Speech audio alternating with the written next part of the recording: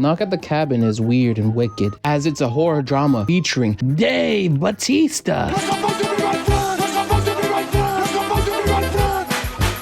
It is directed by M. Night Shyamalan. Right off the bat, I'm worried, as M. Night Shyamalan is one of the most hit or miss directors ever. At any moment, Shyamalan can deliver bangers like Sixth Sense or Signs, but drop absolute stinkers like After Earth with professional slapper Will Smith. Oh, wow! Or The Last Airbender.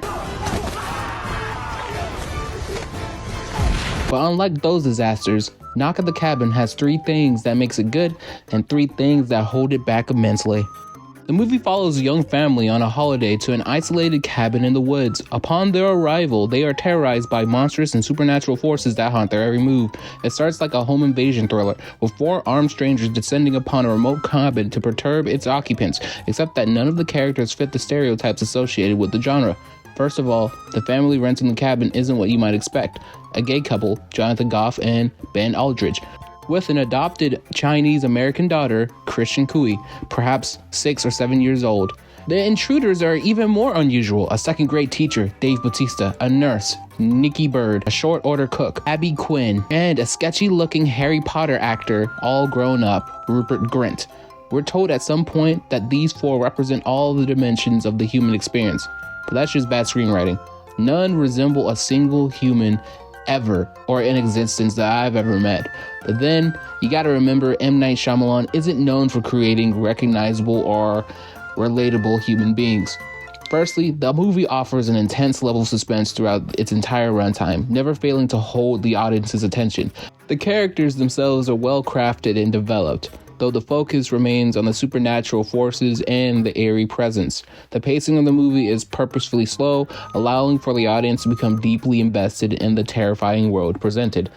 Secondly, the cinematography and soundtrack work well together to create an atmosphere of dread. The camera work is often slow and subtle, allowing for the audience to take in the environment of the cabin. The musical score consists of mostly creepy and atmospheric soundscapes and haunting vocalists.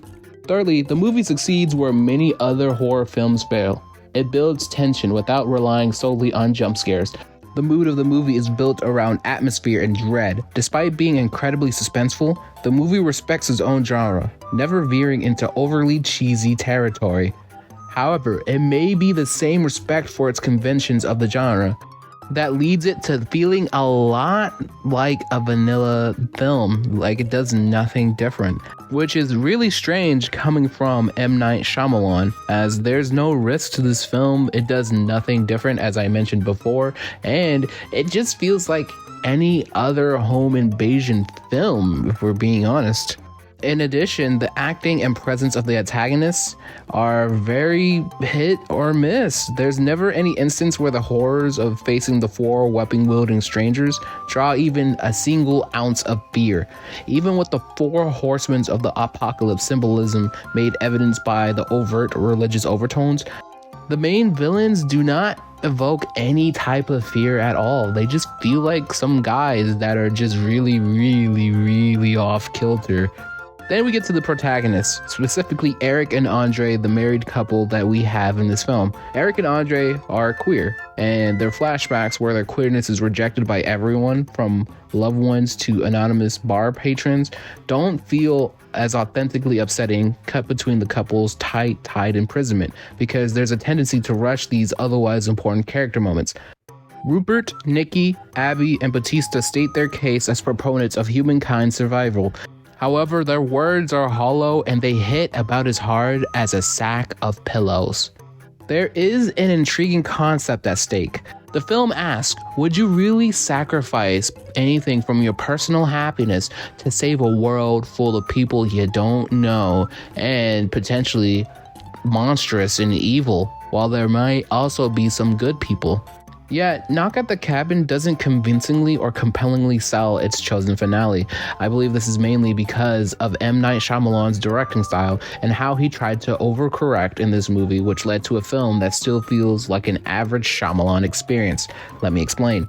M. Night Shyamalan is a renowned director who has made many successful films such as The Sixth Sense, Unbreakable, and Split. However, his directing style has often been criticized for hindering the overall quality of his movies.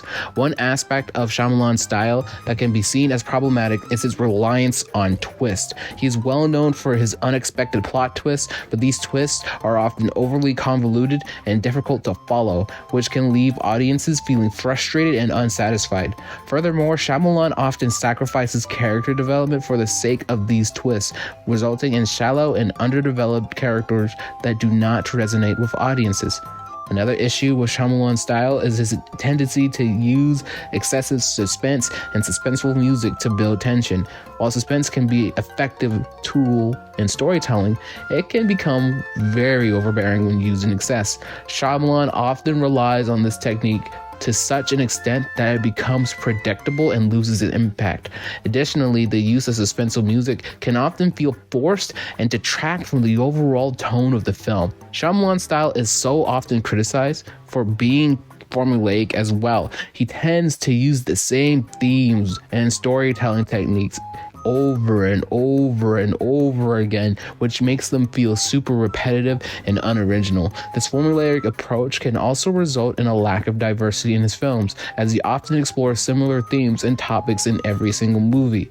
Finally, Shyamalan's style can hinder the believability of his movies. He often uses exaggerated and unrealistic elements in his films, which could make the story feel contrived and take audiences out of the experience. This particularly is problematic in films that are supposed to be grounded in reality, as the exaggerated elements can detract from the overall realism of the film. Now, don't get me twisted at all. M. Night Shyamalan is a very talented director. It's why film studios always take a chance on him whenever he makes a movie. It's because all film studios want to be recognized as the studio that helped M. Night Shyamalan make his latest masterpiece, just like The Sixth Sense. The Sixth Sense is such a legendary movie that all film studios are willing to allow M. Night Shyamalan to possibly make a stinker in order to potentially have a banger like Sixth Sense. However, this constant throwing at cash to M. Night Shyamalan has often resulted in very horrible movies, such as The Last Airbender, where studios allowed M. Night Shyamalan to do whatever he wanted to that film and essentially changed the essence and allowed that film to be one of the worst films ever. You can look it up. It is legitimately one of the worst films ever. You can even ask The Last Airbender fans who are fans of the cartoon, such as myself. It was legit terrible. So I believe his directing style and how pretentious he comes off whenever he's making a film is one of the biggest hindrances to his filmmaking career. He happens to make stuff so convoluted to the point where you have to just kind of logically make a quantum leaps in order to connect the dots. So I feel that this movie, while it is not the best M. Night Shyamalan movie, it doesn't quite hit the highs of Sixth Sense. I believe that this film is a decently crafted horror drama that succeeds where many movies in the genre have failed. Its slow pacing allows for the audience to be deeply invested in the story, while its suspenseful atmosphere will keep viewers on the edge of their seats. However, its failure to capitalize on the tension and action and suspense leave the film feeling just shy of its full potential, but it definitely is one of Shyamalan's better films.